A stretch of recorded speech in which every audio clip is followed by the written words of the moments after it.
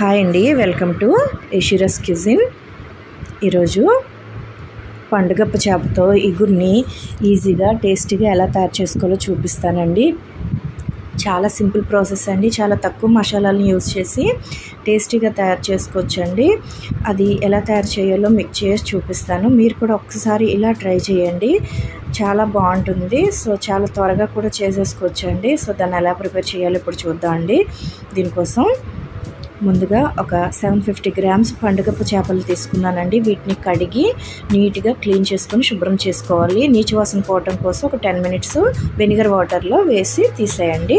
So ఇప్పుడు దాన్ని ఒక ప్లేట్లోకి తీసుకొని దానిలో ఒక 1/4 టీ స్పూన్ పసుపు, 1.5 స్పూన్ కారం, అలాగే 1 టేబుల్ స్పూన్ ఆయిల్ కూడా యాడ్ చేసుకోవాలండి. సో వీటన్నిటిని కూడా యాడ్ చేసుకున్న తర్వాత అంతా కలిసేలాగా మొత్తం అన్నీ కూడా ముక్కలకు పట్టుకునే విధంగా కలుపుకోవాలండి. ఇలా కలుపుకొని ఒక 30 మినిట్స్ పక్కన పెట్టాలండి. సో 30 మినిట్స్ తర్వాత ఒక ప్యాన్ పెట్టుకొని దానిలోనికి 4 టేబుల్ స్పూన్ ఆయిల్ యాడ్ చేసుకోండి. ఆయిల్ హీట్ అయిన తర్వాత 1 టేబుల్ స్పూన్ జీలకర్రని యాడ్ చేసుకొని అవి వేగిన తర్వాత 1 కప్పు ఉల్లిపాయ ముక్కల్ని పేస్ట్ చేసుకోవాలండి. పూర్తిగా పేస్ట్ చేయకూడదండి, కచ్చాపచ్చగా పేస్ట్ చేసుకొని ఇలా యాడ్ చేసుకోవాలి. ఇలా యాడ్ చేసుకొని ఉల్లిపాయ ముద్దను కూడా బాగా ఫ్రై చేసుకోవాలండి. సో ఇలా మనకి ఫ్రై అయిన తర్వాత ఒక 2 టమాటోల్ని పేస్ట్ చేసుకోవాలండి. ఈ పేస్ట్ని కూడా మనం యాడ్ చేసుకోవాలి. సో అలాగే కొంచెం పసుపును కూడా ఒక 1/2 టీ స్పూన్ పసుపును కూడా యాడ్ చేసుకొని మొత్తం కలిసేలా ఒకసారి కలుపుకోవాలండి. ఇలా మొత్తం అంతా కలిసేలా కలుపుకున్న తర్వాత ఫ్లేమ్ని మీడియం ఫ్లేమ్ పెట్టుకొని ఒక 2 మినిట్స్ మూత పెట్టుకొని మగ్గించుకోవాలి. సో 2 మినిట్స్ తర్వాత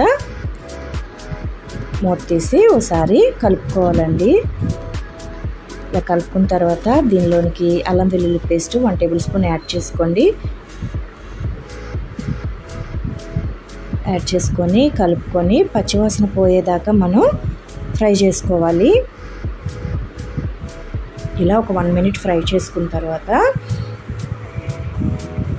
దీనిలోనికి ధనియాల పొడిని ఒక 1/2 టేబుల్ స్పూన్, అలాగే గరం మసాలా పొడిని కూడా ఒక 1 టేబుల్ స్పూన్ యాడ్ చేసుకోవాలి.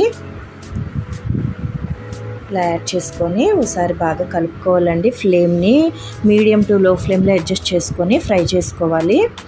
సో ఇలా ఫ్రై చేసుకున్న తర్వాత దీనిలోనికి ఇలాచి ఒక 3 ఇలాగా కొట్టేసి వేయాలండి. ఇలా కొట్టేసి వేసాక బాగా కలుపుకొని దీనిలోనికి చేప ముక్కల్ని యాడ్ చేసుకోవాలండి. ఫ్లేమ్ని లో ఫ్లేమ్లో పెట్టేసుకోండి. సో ఇలా చేప ముక్కలన్నిటిని కూడా వేసేసుకోవాలండి. వేసుకొని నెమ్మదిగా గరిటతో తిప్పుకోవాలండి.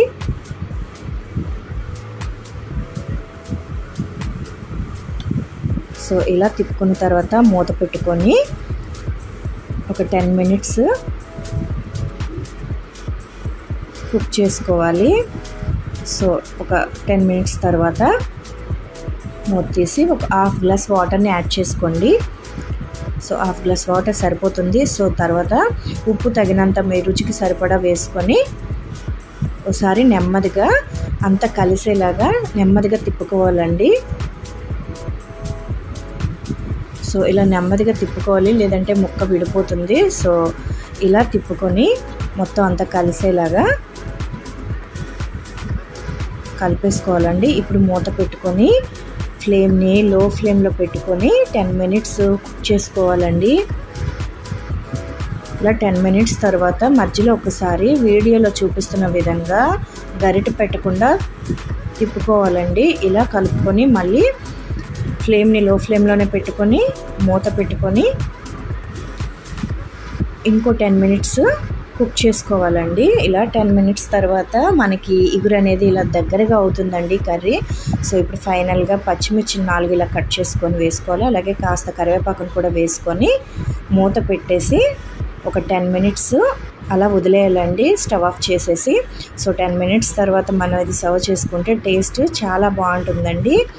సో ఇలా ఇంత సింపుల్గా మనం చేపల ఇగురిని చేసుకోవచ్చండి. చాలా సింపుల్ ప్రాసెస్ అండి.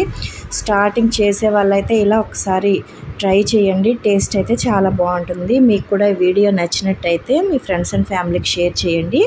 ఛానల్ని సబ్స్క్రైబ్ చేసుకోండి. వీడియోని లైక్ చేయండి, కామెంట్ చేయండి. Thank you for watching.